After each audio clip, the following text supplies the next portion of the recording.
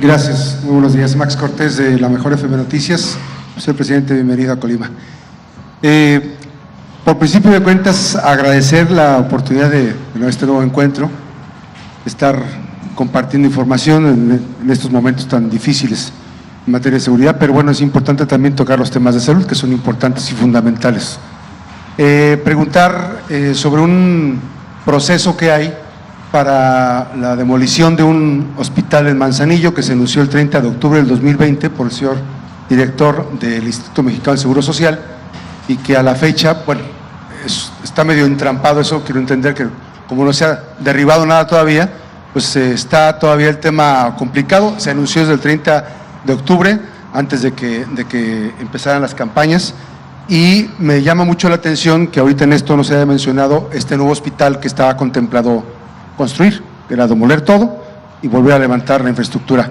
En este mismo tenor también hay una preocupación genuina de trabajadoras y trabajadores de COVID, así lo digo, es COVID, que hace unas semanas se les dijo que se les rescindía el contrato, a pesar de que tenían firmado el contrato ya desde el mes de enero. Y hay mucha preocupación porque usted dijo que iban a basificar esas plazas.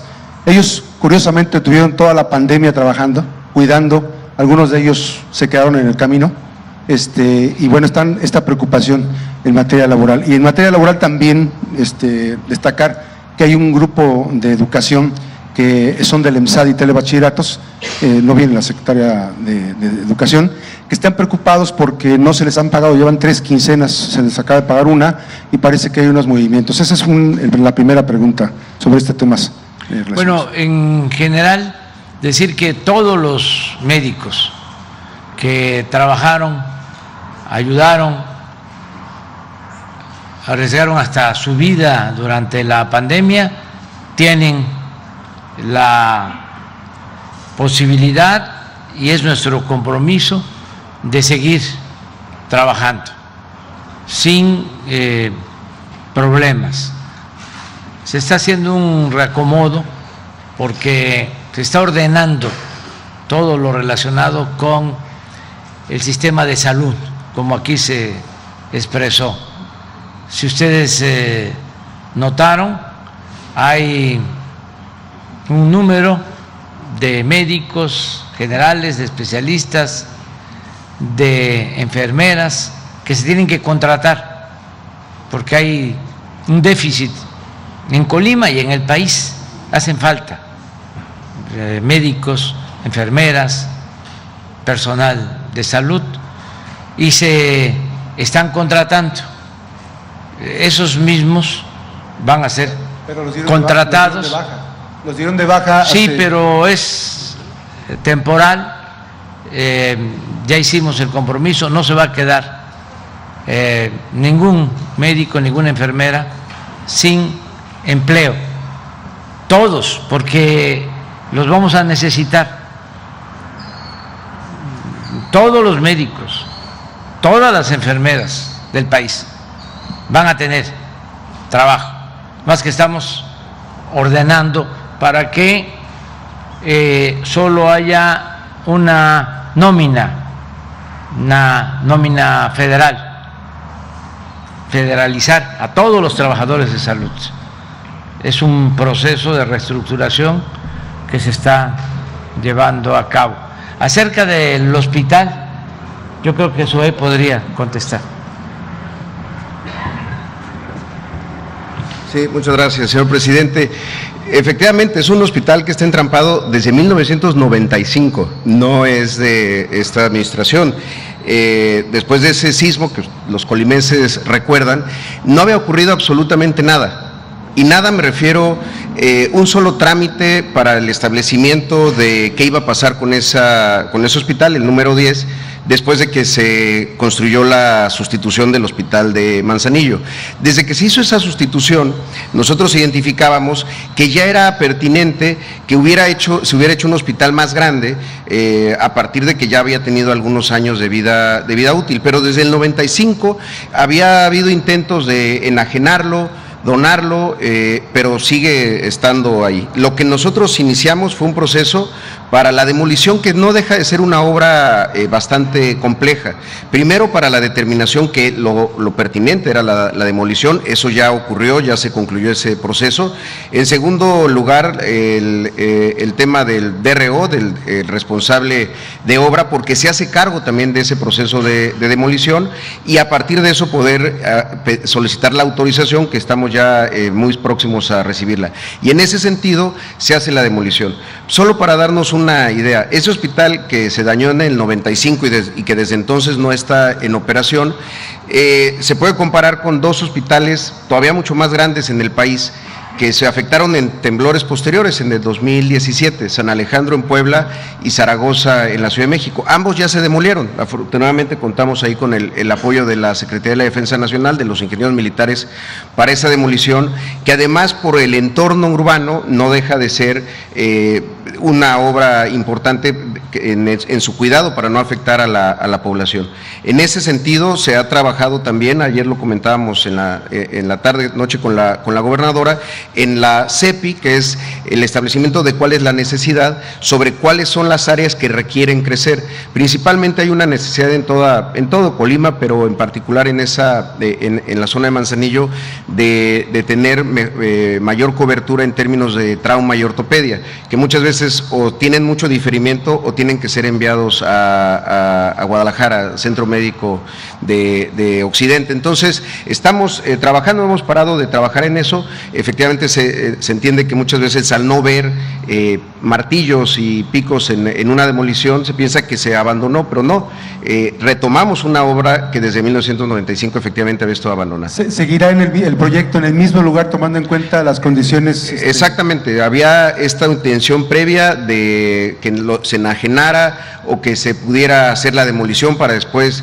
rematarlo. La verdad que es un espacio, como se buscan siempre las unidades de salud, que sean cercanas a la población y con todos los servicios ya establecidos. Y si me permite, presidente, sobre el tema de la contratación, efectivamente, en muchos de los casos lo que estamos haciendo para quienes ayudaron en COVID y que entraron con digamos que contratos temporales, es hacer revisiones de los perfiles, porque hay mucha gente que no solamente es valiosa en términos profesionales, sino que además, pues, en la práctica, en los hechos y en la pandemia, pues, dieron todo de sí, y estamos en ese proceso de identificarlos a través de lo que hace INSABI, para también buscar quienes nos pueden ayudar en esta nueva etapa. Sí, es que llama la atención que firmaron el contrato en enero, sí, y unas semanas después, días después, los dieron de baja. Eso sí, es lo que llama la atención, porque es un contrato nuevo en apariencia, ¿no? Exacto, y quizá tiene que ver por lo que ocurrió ya en términos de ocupación de COVID y la disminución del número de casos, que afortunadamente pues en todo el país ha sido sostenida, pero muchos de ellos que son médicos generales o enfermeras, que desde auxiliares hasta enfermeras de especialidad, hoy en la identificación que tenemos, pues estoy seguro que van a poder ser incorporadas a este nuevo esquema. Gracias. La segunda pregunta, señor presidente, me llama mucho la atención y es de destacarse la labor que realizó el señor secretario de Gobernación en torno a temas de, pues, ponerle atención a asuntos ejidatarios, ¿no? Hay resoluciones presidenciales, hay de entrega de tierras, y que hasta el momento, por ejemplo, puedo hablarle de una de Coquimatlán que estamos investigando, que se tiene desde 1981 un decreto presidencial, pero que no se ha ejecutado el decreto presidencial, y han pasado muchísimas cosas, y ya hay incluso propiedades nuevas y todo, y no hay un seguimiento. Me llamó la atención precisamente la resolución de esto. Diera la apariencia de que pues ya muchas cosas ya han avanzado en este país en torno a este tema de esto, pero sin embargo hay muchos rezagos en esa materia. El compromiso de a dónde pueden ir las personas que tienen este tipo de problemas, que puedan precisamente buscar la solución de los casos, de los ejidos, donde está un decreto presidencial, pero no se ha podido ejecutar. Le digo, hay un sinnúmero de problemas en Colima, que finalmente, pues bueno, no se pueden ejecutar, no se puede hacer no se puede tomar posesión, o incluso cuando tienen la posesión llegan nuevas determinaciones por parte de las autoridades agrarias. Sí, pues lo puede atender el secretario de Gobernación y la Procuraduría Agraria. Lo que ha sucedido históricamente es que existen estas resoluciones presidenciales y se presentan amparos, se va a tribunales, inclusive ya agotadas todas las instancias legales, de todas maneras ya no se ejecutan estas resoluciones porque no hay autoridad que quiera hacerlo, porque ya el terreno, si son además áreas de valor turístico, esto sucede mucho en las playas, ya se ocuparon, ya se invadieron y no se llevan a cabo las ejecuciones, pero nosotros estamos trabajando en eso para que se cumpla con la legalidad y cada vez que nos presentan un tema de esta naturaleza se analiza y si se justifica legalmente se actúa.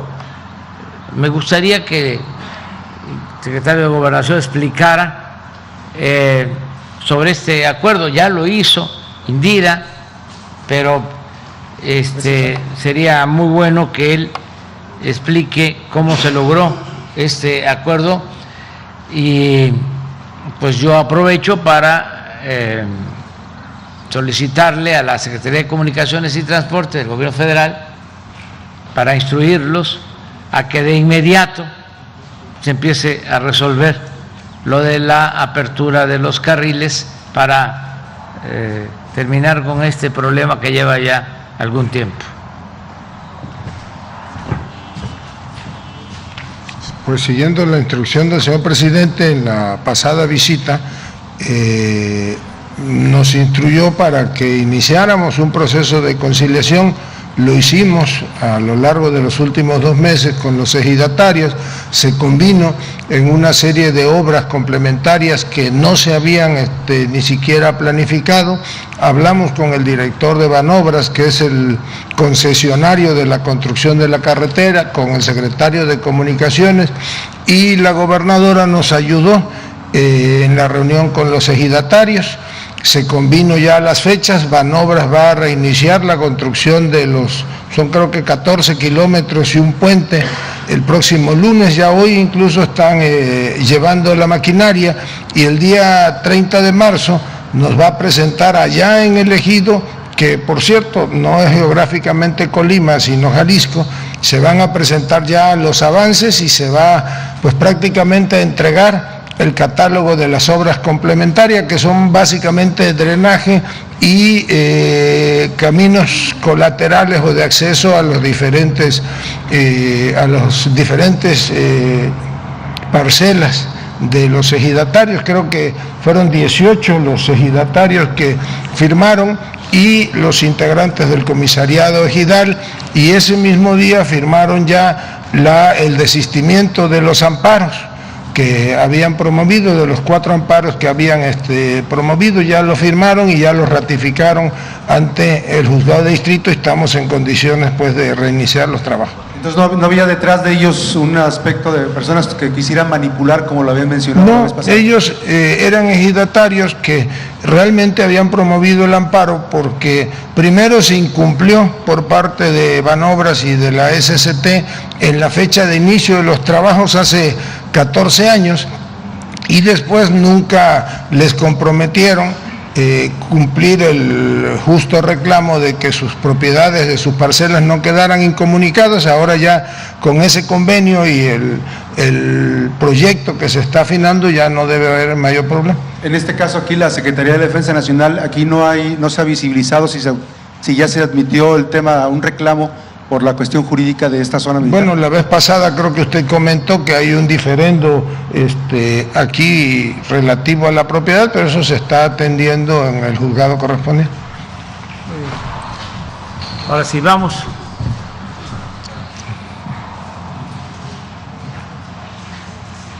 Muchas gracias, presidente. Benito Jiménez, de Reforma. El 10 de febrero, presidente, de 2020, el fiscal general le entregó un cheque por 2,000 millones de pesos. Entonces se dijo que era para el tema de pagar los premios de la rifa del avión presidencial.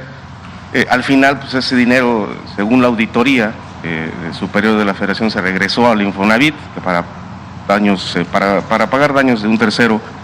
¿Qué significó entonces ese evento, presidente? Si nos puede explicar la entrega de este cheque que al final pues se devolvió al Infonavit según la auditoría. Bueno, sí, se entregó ese dinero, el fiscal nos entregó ese dinero, 2,000 millones de pesos, y luego se demostró que no era el procedimiento legal correcto y que había que entregar ese dinero al Infonavit, y se acordó que ese dinero se utilizara para entregar créditos a familias pobres que pudieran tener sus viviendas, y así se está aplicando ese dinero. Y en el caso de la rifa del avión ya no fue necesario, porque se vendieron la mayor parte de los boletos y se entregaron todos los premios. En esta tesitura, presidente, ¿sigue generando costos este avión? ¿Cuál es el destino, el estatus de este avión? ¿Ya se intentó vender? Bueno, el avión vamos a seguirlo recordando, porque en su momento nadie dijo nada, callaban, guardaban silencio, pero se permitió que Calderón le dejara comprado un avión al presidente Peña Nieto, extravagante, un avión que no lo tenía ni Obama, un avión de lujo, imagínense, 75 metros de largo, para 240 pasajeros. ¿Cuántos pasajeros se trasladan en un autobús? 50. Imagínense el tamaño del avión para 240 pasajeros, que además pues no van tan apretados como en el camión. Si hacemos la cuenta, pues serían como 6 camiones, ¿no? No, 5, casi 5, con algunas sillas vacías. Desde luego adaptado para 80, con salas de junta, con recámara, baño, un palacio para los cielos. Cuando se compró ese avión, repito, nadie dijo nada. Y debió el presidente Peña cancelar el contrato, porque lo compró el presidente Calderón, o firmó el contrato de compra-venta ya cuando estaba por irse, y ya el presidente Peña era presidente electo, pero él tenía la posibilidad de decir: no me voy a quedar con este avión. Así lo hizo el presidente Trump, porque habían comprado un avión con esas características y lo rechazó, pero acá no. Entonces heredamos ese avión, ya desde luego se hizo una rifa, ya obtuvimos recursos, ya con esa rifa se mejoraron centros de salud, escuelas. Sin embargo, no hemos podido vender el avión porque es tan lujoso que no hay quien lo quiera comprar y lo tenemos que vender pues al precio del avalúo, porque si no, imagínense lo que diría el Reforma, que rematamos un bien nacional. Entonces, en eso estamos, no descartamos el que se pueda vender. Lo que sí puedo decirles es que aún teniendo parado el avión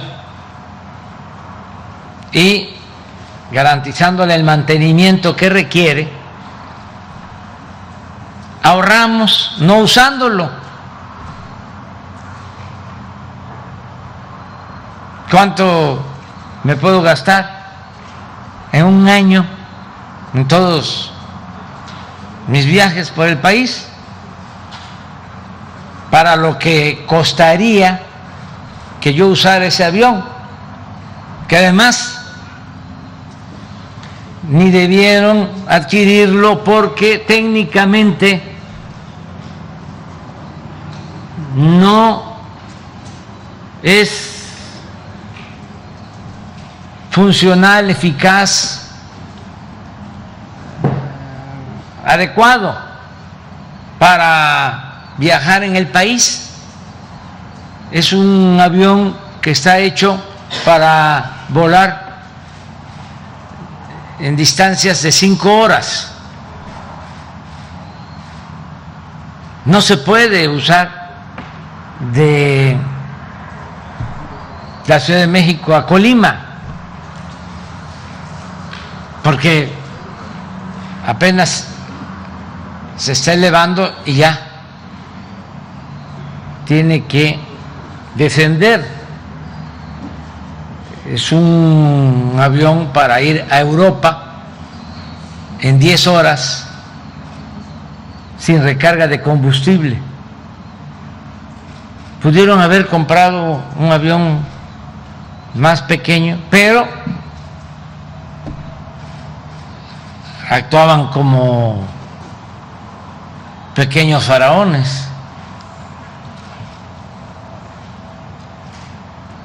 Si vemos que no se compra el avión, lo vamos a pasar a la empresa que se está constituyendo para manejar el aeropuerto de Santa Lucía, los trenes, el Tren Maya, los aeropuertos de Tulum, para que esa empresa lo administre y pueda rentarse para viajes a familias, a empresas, y obtener pues recursos. De todas maneras, insisto, es mejor tenerlo parado y darle el mantenimiento que usarlo. O sea, nos saldría carísimo usarlo. Muy bien, muchas gracias, presidente. Además es ofensivo. Habiendo tanta pobreza, imagínense trasladarnos en un avión así. Gracias, presidente. En materia de seguridad, si nos pudiera explicar qué significó este golpe de timón en la llegada de la Marina al Aeropuerto Internacional de la Ciudad de México, qué tuvo que pasar en ese aeropuerto o qué se halló, qué se encontró para que la Marina, digamos, tuviera este refuerzo de 1.500 elementos, según lo informó desde el pasado lunes. Pues es algo parecido a lo que sucedió aquí en Colima con el manejo del puerto de Manzanillo, que también se hizo cargo la Marina. Estamos apoyándonos con dos instituciones que son fundamentales, la Secretaría de Marina y la Secretaría de la Defensa. Y estamos cuidando los puertos con la Secretaría de Marina y también las aduanas con la Secretaría de Marina y con la Secretaría de la Defensa, para evitar contrabando, tráfico de drogas, todo lo que sucede todavía, pero que esperemos se vaya resolviendo. ¿Lo de la Marina va a ser para una estrategia de todos los aeropuertos o algunos aeropuertos? En todos los puertos, y en el caso de la vigilancia y de aeropuertos es Marina y Defensa, las dos. Y ya tengo informes, viajó en esta semana, una familia y me habló muy bien del trato en el aeropuerto de la ciudad por parte de Marina, que los atendieron muy bien y que no hubo demoras. Eso lo transmito también. O sea, que ya se está sintiendo el cambio. Y eso es lo mismo de Manzanillo, fíjense. Antes, pues ustedes son de aquí, donde teníamos la mayor incidencia electiva era en Manzanillo, por el puerto. Ahora no, lamentablemente, es más aquí, en Colima, y en otros municipios cercanos que en Manzanillo, porque está la Marina a cargo del puerto. Y algo adicional es de que tenemos más ingresos de las aduanas. El año pasado, ya con el manejo de aduanas por parte de Marina y Defensa, se incrementó la recaudación en 200,000 millones de pesos. Hacienda está recaudando 1 billón de pesos al año. Había mucha fuga por contrabando, y agreguen lo que estamos haciendo para combatir el tráfico de drogas, sobre todo el fentanilo que entra por los puertos. Y esto solo con el apoyo de la Marina. Nada más para precisar, ¿sería en todos los aeropuertos o en algunos, en la Marina? En algunos Marina y en otros Defensa, para garantizar que no haya corrupción en aduanas y que el pasajero sea atendido bien, que haya buen trato. Gracias, presidente. ¿De aquí? Sí. Y luego a ver si se puede una compañera. ¿No hay? Sí. Allá, Sara. Porque si no... Sí, presidente, buenos días. Soy Adalberto Carvajal, de Carvajal Urber Noticias. Entre las obras de compensación que se tienen que hacer para que ya fluya el proyecto de la carretera, me preguntaba si podría ocurrir algo similar a lo que ocurrió con la caseta de Cuyitlán, que en el momento en que se decidió ya en su gobierno dejar libre el de peaje a los vehículos de turismo, pues se incrementó el tránsito local y el turismo local, y ha sido un detonante para la actividad económica.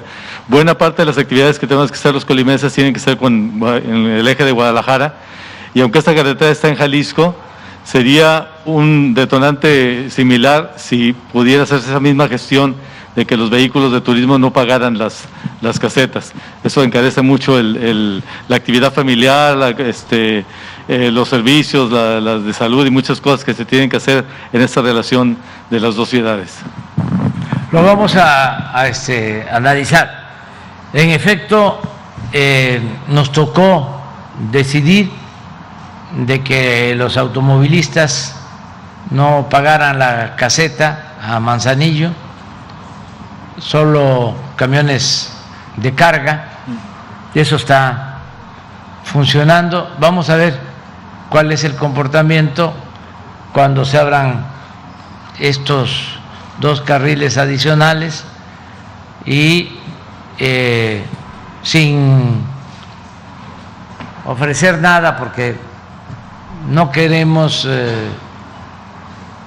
ofrecer lo que no se va a cumplir. Mejor vamos a esperar, lo vamos a analizar y entonces resolvemos si es conveniente. Lo que quiero es aprovechar para decirle a la gente de Colima de que se está ayudando mucho al desarrollo. Las inversiones en el puerto de Manzanillo son importantes. Vamos a destinar recursos de un fondo especial de aduanas para invertir en Manzanillo. Este programa que acabamos de suscribir sobre salud también, y va a continuar el programa de bienestar con incrementos en la pensión a adultos mayores, las becas. Va a continuar el programa Sembrando Vida. En fin, vamos a seguir apoyando y voy a estar viniendo periódicamente para evaluar, así como lo estamos haciendo en todas las materias, y dándole atención especial al problema de la inseguridad. Vamos a estar cada 3 meses aquí con ustedes. Vamos a llevar a cabo aquí la reunión de seguridad nacional y la conferencia de la mañana para estar informando sobre el tema de seguridad y respaldando, apoyando al pueblo de Colima y a su gobernador. Mi segunda pregunta sobre el tema de la seguridad precisamente. Pues ha sido muy notorio que aquí hubo un pico en la actividad delincuencial en estos últimos 15 días y pareciera que el incremento de elementos efectivos en el Estado pues no necesariamente incidió para impedir este fenómeno. Y yo quisiera preguntarle cuál es la versión que tiene el gobierno federal, por qué está ocurriendo este incremento y cuáles serían las condiciones que tendrían que darse para que se pacifique sensiblemente el Estado, porque la sensación, la percepción de inseguridad es muy notoria. La ciudad está quieta en las noches, ¿no? Ha disminuido la actividad comercial, los restaurantes, todo eso, la vida nocturna en general, por el temor de que pueda ocurrir en cualquier momento un hecho de sangre. ¿Cuál sería la estrategia muy específica para lograr bajar esta burbuja de violencia que se dio? Bueno, en general son 2 cosas que ayudan. Una, el que se atiendan las causas de fondo, el que haya bienestar, trabajo, se atienda a los jóvenes, se les garantice el derecho a el trabajo y a la educación, lo que estamos haciendo. Eso lleva tiempo, pero da resultados, da frutos. Quitarles a los delincuentes el semillero, que el joven tenga opción, tenga alternativa. Eso se está llevando a cabo y da resultados en todo el país. En algunos lugares tarda más, pero ya lo estamos percibiendo. Ya tenemos elementos de que eso está ayudando, porque ya a nivel nacional, después de 3 años, ya hay una disminución en homicidios. Nos costó mucho bajar la incidencia delictiva, sobre todo en el caso de homicidios. Se logró hacer esta disminución, alcanzar esta disminución en secuestros, en robos, pero en homicidios tardó. Sin embargo, ya hay una tendencia a la baja y se atribuye, entre otras cosas, a eso, que se están atendiendo las causas. Por eso nos llevó 3 años. Pero venía creciendo 15, 20, 30% al año el homicidio. En el primer año nuestro todavía creció alrededor del 2%, ya no igual, porque se contuvo, pero de todas maneras, ya en el segundo año una disminución, pero del 0.7, y ya ahora tenemos una disminución que puede ser cuando menos del 5% en homicidios y con una tendencia a la baja. Este enero pasado fue el más bajo en homicidios en 5 años. O sea, son buenos indicadores.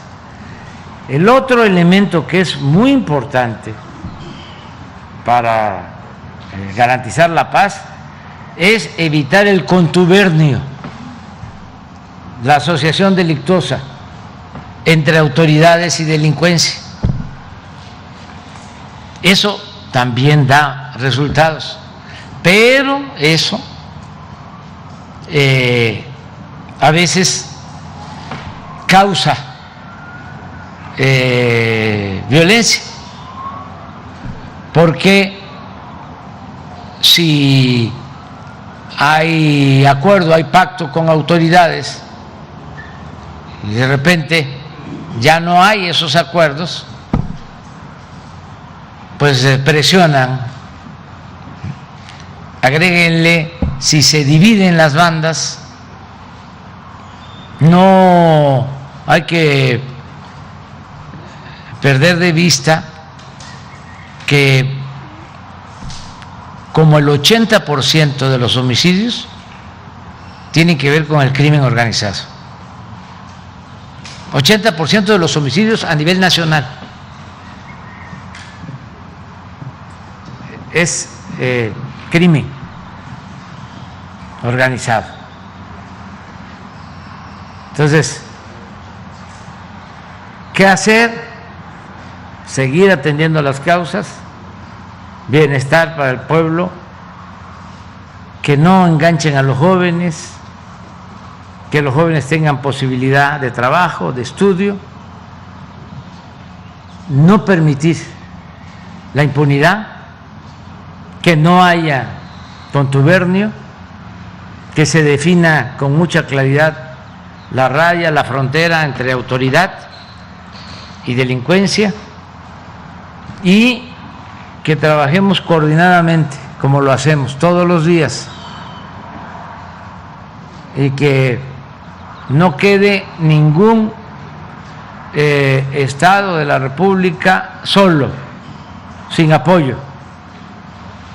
Que no se piense que Colima es un estado allá muy pequeño, ¿y para qué ir a Colima? No, estar aquí en Colima y con presencia y tener elementos suficientes, como lo comentaba la gobernadora, ya hay alrededor de 2,000 elementos de la Secretaría de la Defensa y la Secretaría de Marina y Guardia Nacional, y vamos a estar aquí constantemente. Y sí ayuda, imagínense, ¿cuántos policías heredaste? A ver, explica eso. O sea... Sí, bueno, ya lo hemos comentado en otras ocasiones, incluso con los medios locales. En el caso de Colima, recibimos en nómina alrededor de 800 elementos, sin embargo, operativos como tal, teníamos alrededor de 200 solamente, el resto fungían con actividades administrativas, y en materia de equipamiento, pues solamente recibimos 24 patrullas funcionando, que eran las que brindaban el servicio a todo el estado, desde la Policía Estatal. También aquí en lo local ya lo hemos informado y se ha dicho, iniciamos desde el día 1 un proceso para poder dotar de este equipamiento de patrullas y poder acercarnos todos los días a las calles, a las diferentes colonias y comunidades, y entonces se entregaron 157 patrullas, entre patrullas que se entregaron a las policías municipales y a la Policía Estatal, justamente para lograr tener el número de patrullas que recomiendan los especialistas en proporción al número de habitantes y al número de policías que están dados de alta, y por supuesto hemos regresado a muchos de estos que estaban haciendo actividades administrativas para que se incorporen a las actividades operativas, y esto se ha habido reforzado también con la presencia de la Secretaría de Marina, con la llegada de 200 elementos que se incorporaron en este refuerzo a las actividades policiales de la Secretaría de Seguridad Pública del Estado, y que por eso ven ustedes equipos en territorio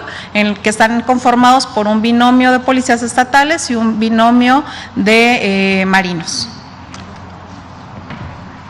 Solo, aunque ya se dijo, subrayar que ayer llegaron 900 elementos de fuerzas especiales. Entonces, no están solos, vamos a estar apoyando en todo lo que podamos.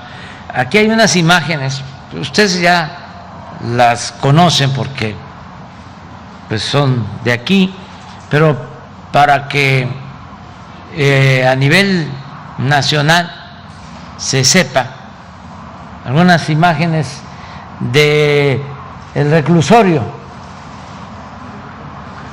de Colima. Ya se autorizó un adelanto de participaciones en esta materia de 200 millones de pesos, pues para reforzarlo y repararlo. Miren las condiciones.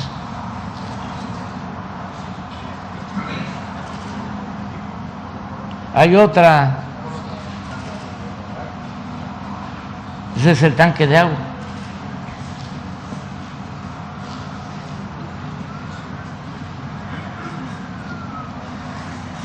Condiciones inhumanas y además de inseguridad.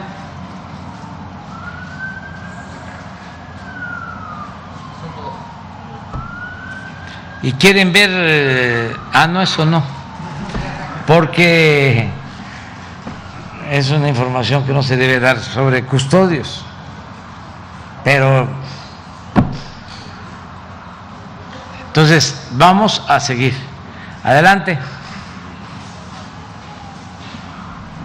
Gracias, presidente. Buenos días. Preguntarle, ayer ya el canciller Marcelo Ebrard condenaba la invasión rusa en Ucrania, preguntarle si nos puede ampliar a esta posición de México y con qué países han estado conversando, entiendo será en el Consejo de Seguridad o a nivel de las cancillerías, sobre esta petición para un cese al fuego, con quién se construye pues esta postura también de México, y cuál es la actualización de las familias que se encuentran en Ucrania, las familias mexicanas. Ya ha informado el secretario de Relaciones Exteriores sobre la postura de México. Nosotros sostenemos que nos debemos de apegar a lo que establece el artículo 89 de nuestra Constitución, sobre todo en 3 principios básicos: no intervención, autodeterminación de los pueblos y solución pacífica de las controversias. Entonces, lo que se planteó ayer se da en este marco y en una situación muy especial que tiene que ver con nuestra historia. Nosotros vinculamos la no intervención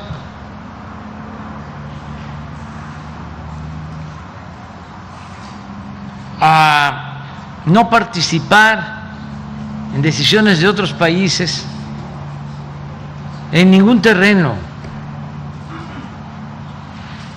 que no haya financiamiento de países extranjeros a grupos que se oponen a gobiernos legal y legítimamente constituidos, que no haya espionaje, que se respete la soberanía de los pueblos. Y desde luego, lo extremo en el intervencionismo son las invasiones militares, que nosotros hemos padecido.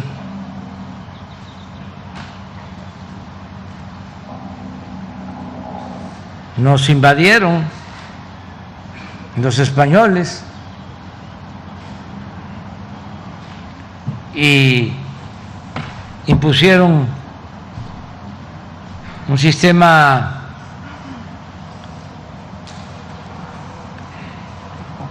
colonial que dominó 3 siglos en nuestro país.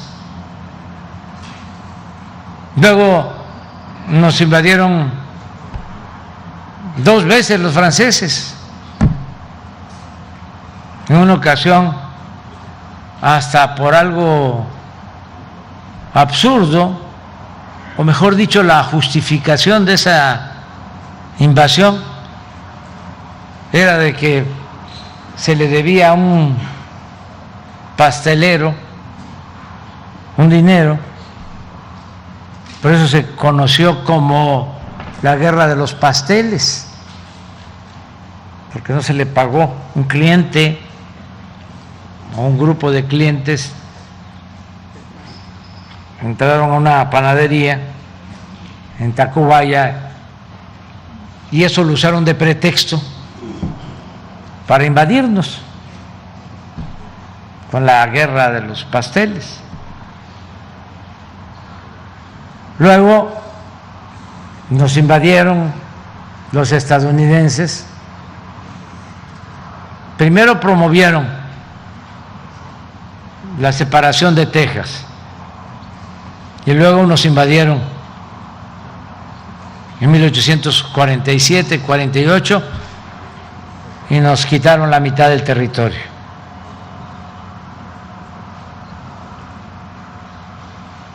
Luego, de nuevo, los franceses nos invaden.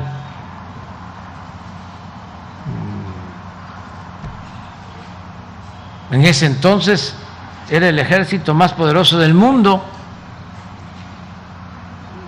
y nos invadieron 28,000 soldados.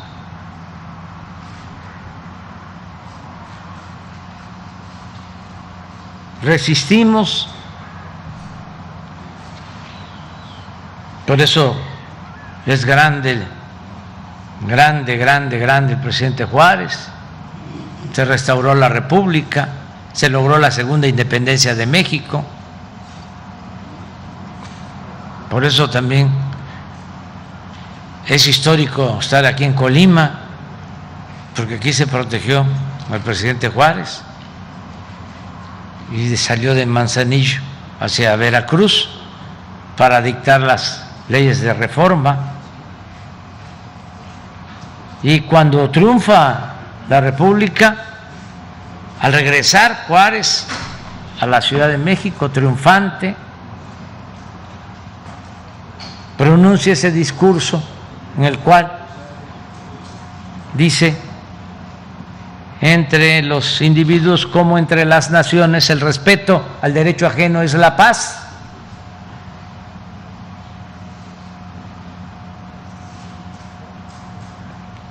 Bueno, todavía en 1914 nos vuelven a invadir los estadounidenses.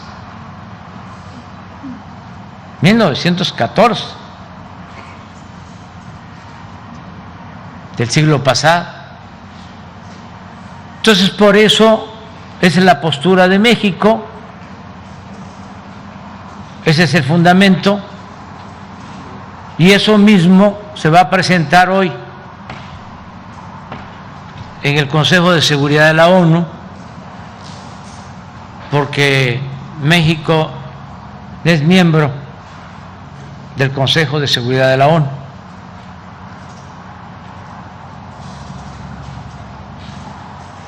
Y ayer que me hicieron la propuesta de la resolución, le recomendé al secretario de Relaciones Exteriores que como pie de página se estableciera la propuesta de México de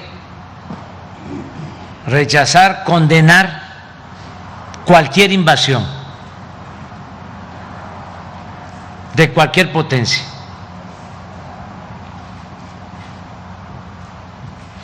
Esa es la postura. En este caso de Rusia, pero lo mismo si se trata de China o se trata de Estados Unidos. Queremos que se respete la independencia de los países, la soberanía de los pueblos.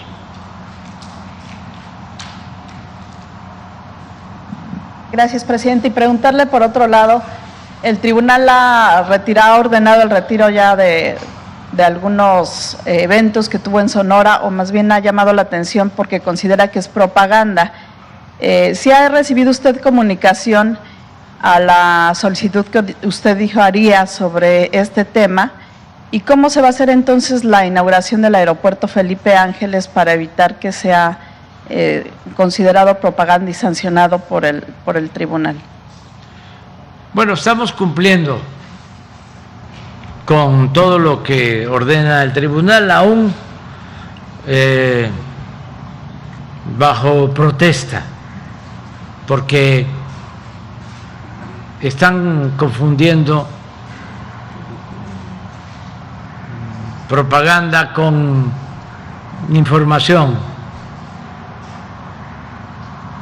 Y además el INE está actuando de manera antidemocrática. Están llevando a cabo lo de la revocación del mandato, que es un principio constitucional, a regañadientes y obstaculizando el que se lleve a cabo esta consulta. Es de dominio público, es evidente. A ver si no tienes una gráfica. Ayer hablé de las casillas que quieren instalar. Muy pocas, pero miren, lo del costo, no creo que me vayan a multar, infraccionar por esto, porque es la verdad. Y además tenemos que defender la Constitución y la democracia.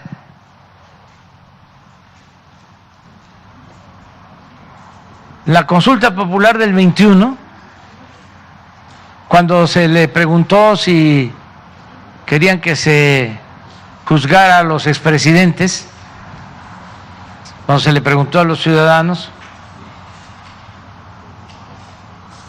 usaron un presupuesto de 502 millones de pesos.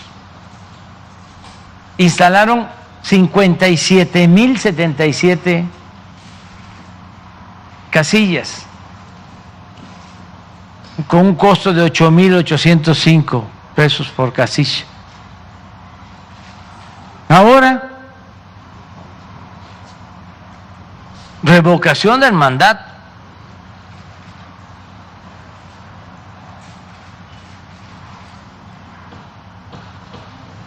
Tienen un presupuesto de 1.692 millones. Estamos hablando de 3 veces.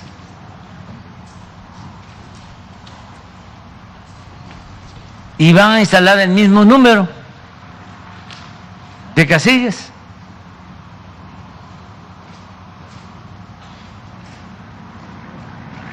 Ya van a costar 30,000 pesos el instalar cada casilla. Entonces, no me quiero quedar nada más con la denuncia, porque van a ver, lo dije ayer, municipios en donde no van a instalar una casilla. Es una violación flagrante a la Constitución.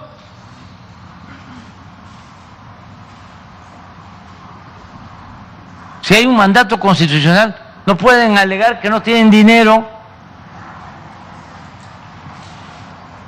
porque tienen un presupuesto suficiente, no solo porque ganan más los consejeros que el presidente de la República y tienen viáticos y gastos excesivos, pero no solo eso, si es un mandato constitucional, suspenden gastos para cumplir con la Constitución.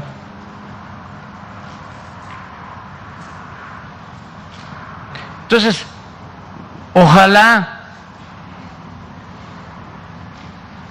y sin que se tome como una presión, sino en muy buenos términos, yo le solicito al Consejo del Instituto Electoral que se reúnan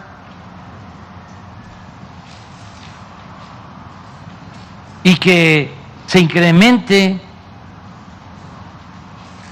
el número de casillas y que acudan a mecanismos como el apoyo de autoridades estatales, locales, organismos electorales locales, organizaciones sociales, incluso organizaciones sindicales, empresariales, que podrían ayudar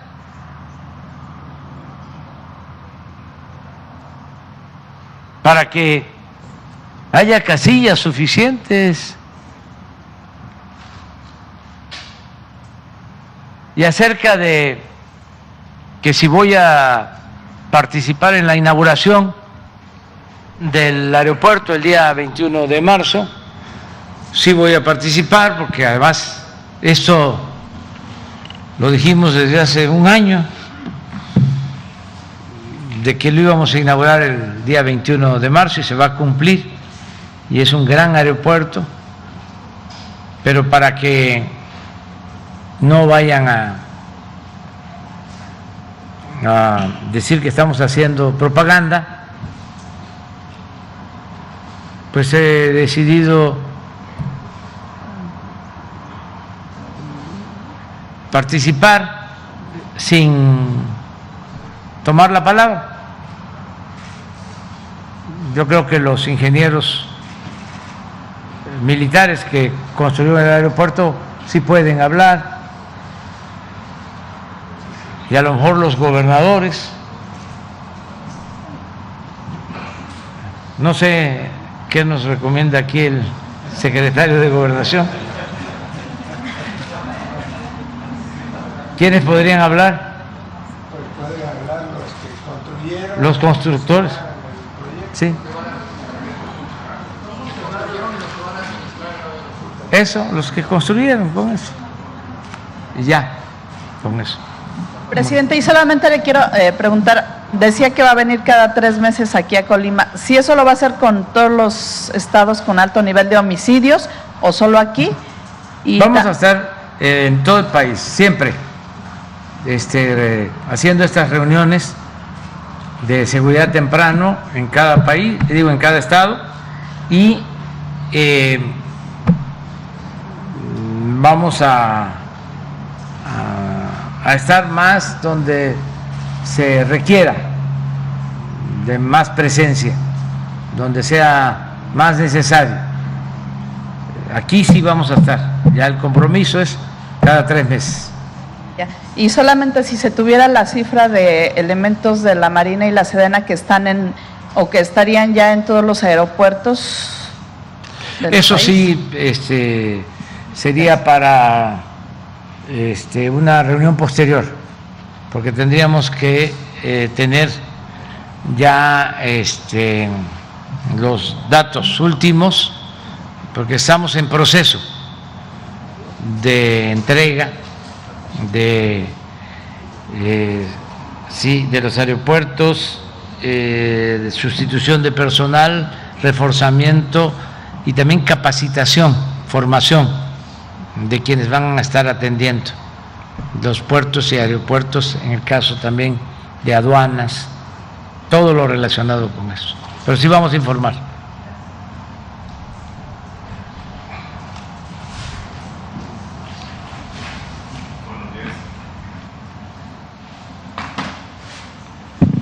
Buenos días, señor presidente. Carlos Valdés, del periódico Noticiero Colima. Buena noticia la que nos trae con la autopista, pero 2 preguntas. La primera, ¿cuánto tiempo más o menos cree que esté terminada o concluida? Y la segunda, si no tienen contemplado construir 3 carriles que son muy necesarios por la gran cantidad de accidentes que se ven de Colima a Manzanillo. A ver.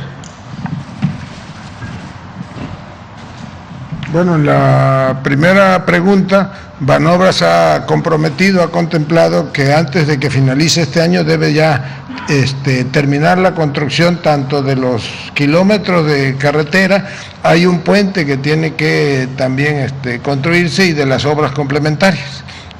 La segunda pregunta no la escuché, ¿qué era? La segunda pregunta es si tienen contemplado 3 carriles Colima-Manzanillo. No, esa es una carretera que es estatal, esa Sí, no la está autopista. concesionada todavía. Todavía. En el caso del tramo carretero Colima-Manzanillo es prácticamente el único tramo que no está concesionado de toda esta autopista. Lo que ya se ha avanzado en una posible intervención con Asipona Manzanillo y con las concesionarias que se comparten los otros tramos carreteros, es que se pueda hacer esta ampliación en un segundo momento, pero con cargo a estas otras, o bien concesiones o bien con inversión de Asipona Manzanillo. Es un proyecto que ya se está revisando de manera conjunta con el puerto. Entonces eso se está analizando. Yo nada más quisiera agregar, hace rato en el comentario del reclusorio, si me lo permite, presidente, las condiciones en las que se recibió las vieron, sin embargo, a pesar de ello y de la circunstancia en la que se encontraba el año anterior, el último año del sexenio que concluyó, invirtieron menos de $1 millón en materia de mantenimiento de la infraestructura de este reclusorio. En el Fondo de Aportaciones para Seguridad Pública, que son 204 millones del gobierno federal para este 2022 y que al Estado le correspondía una aportación de alrededor de 51 millones de pesos, pues el compromiso del Estado con esta materia es tal que la decisión que se tomó fue no invertir solo estos 51 millones de pesos que nos correspondían, sino hacer una inversión de alrededor de 170 millones de pesos para este fondo de aportaciones en materia de seguridad pública, y ya ahí estaban considerados al menos 20 millones de pesos para mejorar las condiciones de los internos de este centro de readaptación social, que ya sumados con este recurso que se anunciaba hace un momento, aproximadamente 200 millones, estamos convencidos de que nos va a ser de mucha utilidad para mejorar las condiciones de quienes están al interior de este reclusorio. Gracias. Yo les propongo, en 3 meses vamos a presentarles todo el plan de inversión que incluye las obras en Manzanillo, porque también hay obras viales para Manzanillo que tienen que ver con Colima. Es un plan integral. Manzanillo va a tener una inversión importante, el puerto, pero también incluye vialidades, y queremos ver si en la propuesta se considera lo de la carretera que estás planteando, porque es Manzanillo-Colima. Sí, les informo, cuando llegamos al gobierno había un fideicomiso de aduanas con 55,000 millones de pesos. Ese fideicomiso se cuidó y ahora cuenta con 90,000 millones. De esos 90,000 se van a utilizar alrededor de 40,000 millones para invertir en puertos y en aduanas. Se va a dejar al final del gobierno la misma cantidad que se encontró con el incremento inflacionario, y se va a utilizar todo lo ahorrado en este gobierno para fortalecer los puertos y las aduanas. Y esto incluye obras en los puertos, pero también vialidades alrededor, y en algunos casos carreteras.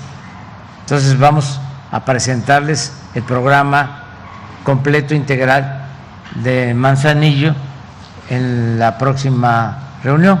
Aquí el almirante Ojeda va a presentar en qué consiste la inversión en Manzanillo, en el puerto. Ya nos vamos a desayunar porque tenemos que ir después a Nayarit, y mañana, bueno, hoy es Nayarit y vamos a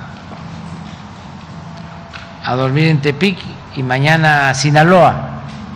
Entonces ya tenemos que retirarnos, pero nos vamos a volver a encontrar ya como quedamos dentro de 3 meses, y si es necesario aquí estamos antes, aquí vamos a estar con ustedes. Y queda pendiente lo de la entrevista, ¿se acuerdan? Colectiva. Puede ser que dentro de 3 meses ya tenga yo.